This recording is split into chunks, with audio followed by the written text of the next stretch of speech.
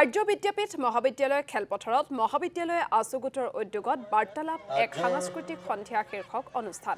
সন্ধিয়া ৫ বজাৰ লগে লগে আৰম্ভ হোৱা অনুষ্ঠানত উপস্থিত থাকে নৱপ্ৰজন্মৰ সাৰ্থক জুবিন গাৰ্গ। মঞ্চত উপবিষ্ট হৈ নষ্টালজিক হৈ পৰে জুবিন গাৰ্গ।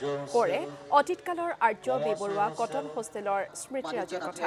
লগতে আহিবলগীয়া নতুন অসমীয়া ছবি চিকাৰৰ কথা প্ৰকাশ কৰি ছবি গৃহলৈ আঁকিবলৈ অনুৰাগীক তেওঁ আহ্বান জনায়।